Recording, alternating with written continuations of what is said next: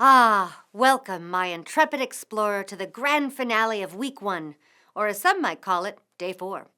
I must confess, you've performed surprisingly well. For a human, that is. Today, we're going to add a touch more complexity and a dash more brilliance to your drowning nightlight. We're fixing the storage room and cockpit lights so you won't have to grope around like a lost mole rat any longer. We're still under an ocean. You're getting cold, and the night is dark and full of scampi. We've a problem. Yes, another one. The hydroponic system that filters your breathable atmosphere needs more light to photosynthesize, soak up your bad breath, and turn it into O2. We need to get the rest of these dip switch circuits operating before whatever's out there starts looking at us like a can of spaghetti. First things first, the hardware. Notice how we've added a couple of LEDs and some extra wires for our dip switch? Don't start flipping switches just yet, though. Without proper instructions in your code, they'll just stare back at you with the cold, lifeless gaze of purposeless tech. And that brings us to our code, our all-important guide to technological obedience. We're defining 6 new variables that will tell us which pins are pulling their weight in the circuit. In the setup function, we'll use the pin mode function to designate switches as inputs and LEDs as outputs. Finally, we'll march into the loop function and create 3 if statements, our conditional knights in shining armor. They'll relay the status of the 3 dip switches. So, my brave explorer, are you ready to turn our ship bright enough to lure all manner of prey and predators in this unexplored ocean? I know, I'm excited too. Once you've finished wiring, upload your new code to the hero and let there be light. You know the drill. Let's turn to some instructional material I was able to gather cached on the computer. And you guessed it, I've also added this to your mission resources for future reference. I'll see you soon. Hello and welcome back to Day 4 of the 30 Days Lost in Space Adventure Kit.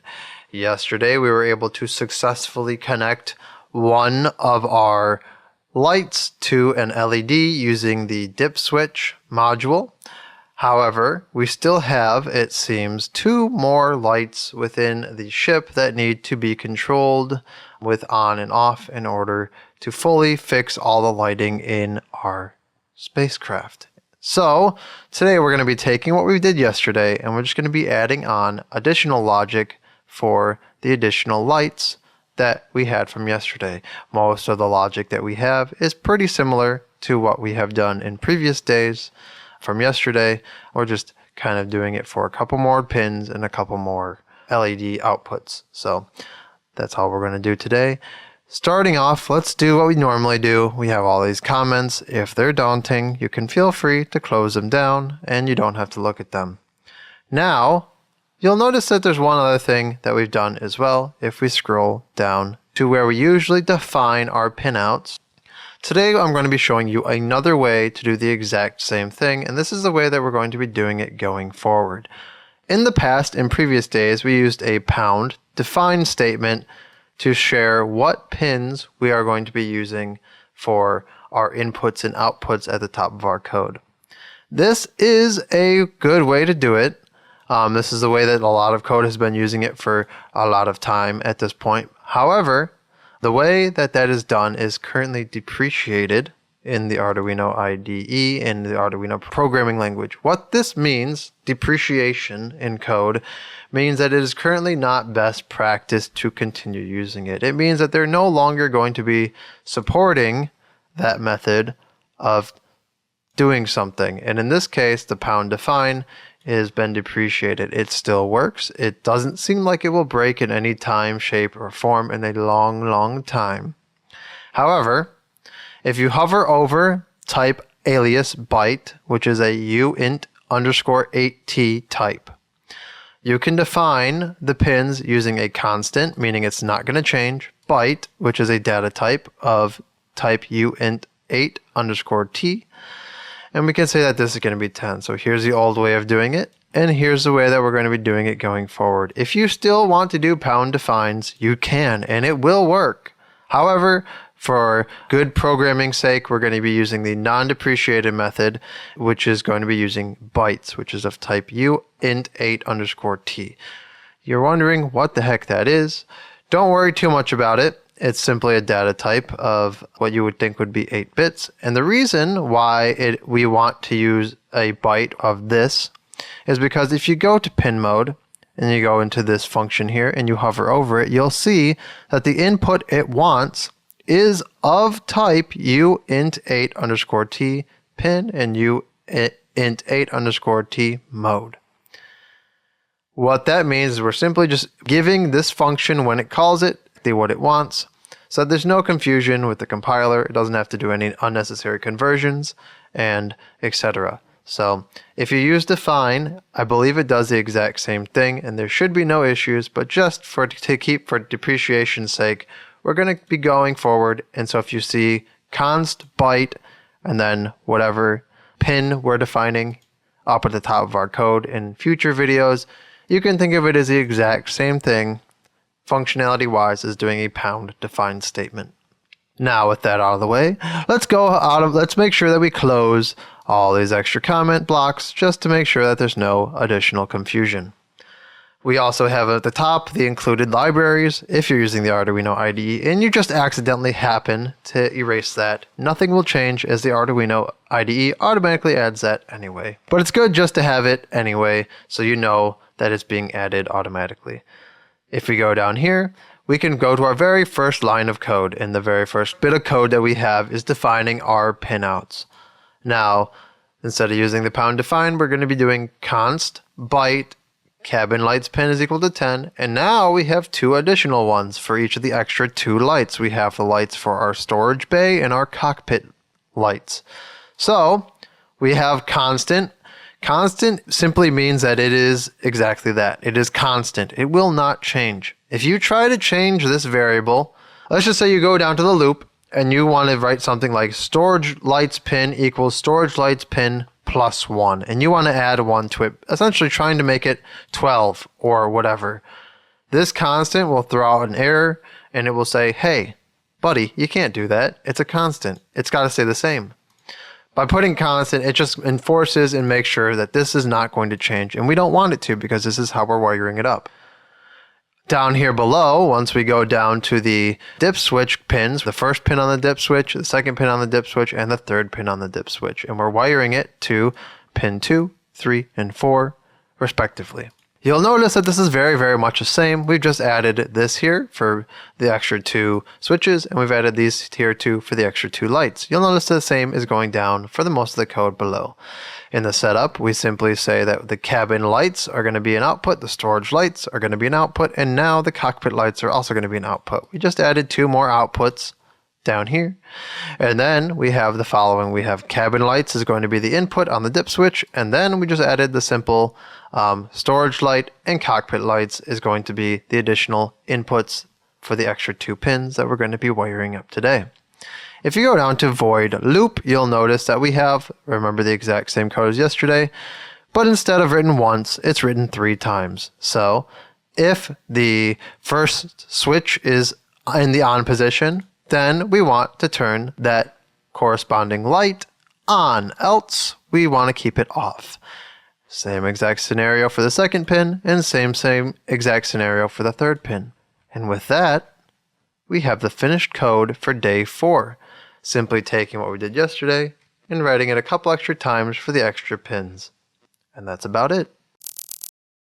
Welcome to the wiring example video for day 4.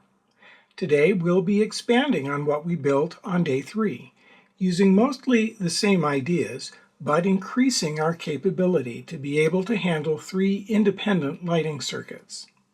Since we are pretty closely repeating what we did last time, there's not a lot that is new to explain. As before, our breadboard contains 2 separate circuit areas that are used to handle on the left-hand side the hero input and on the right-hand side the LED output functions.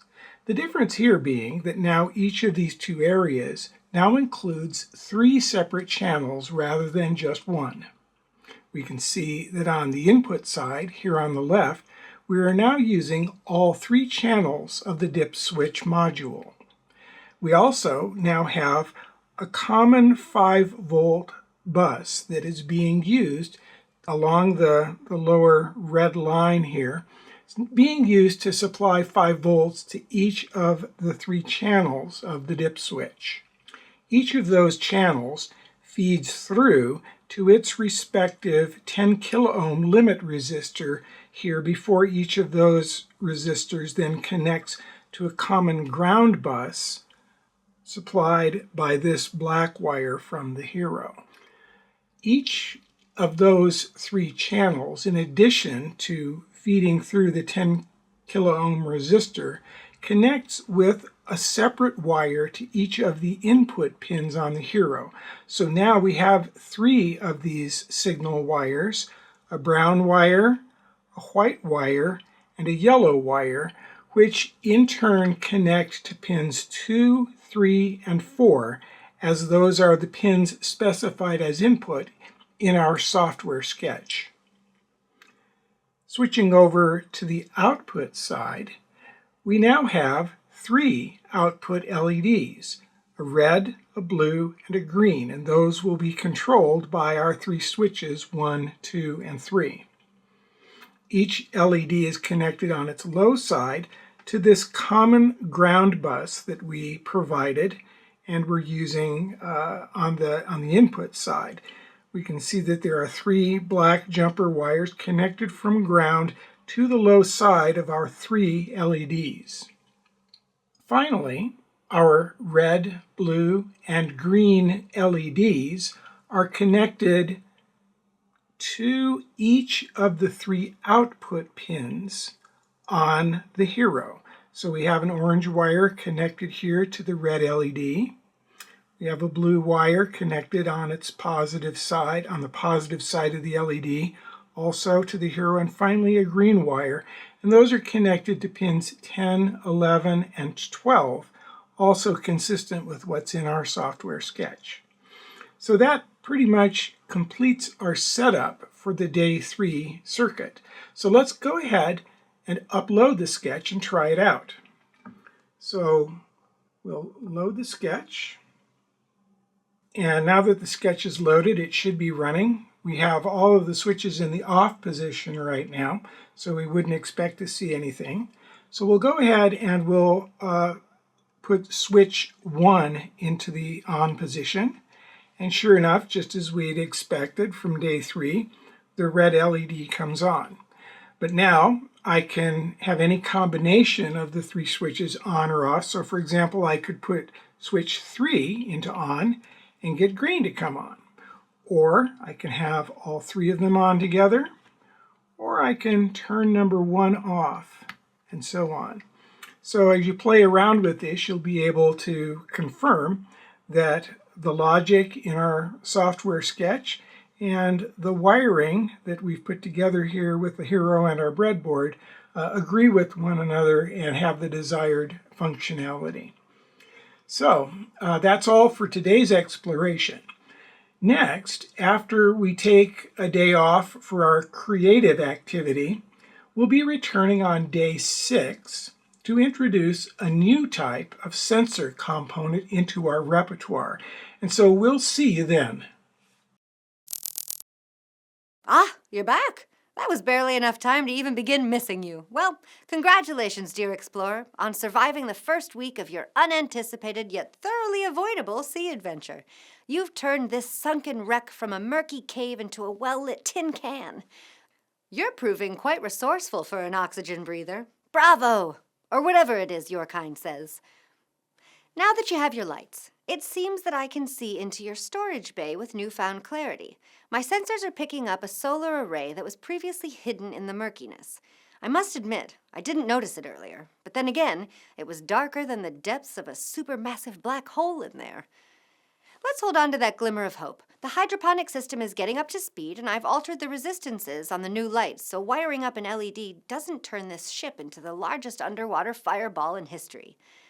Rest up, explorer. You've done some great work, and it looks like we're out of immediate danger.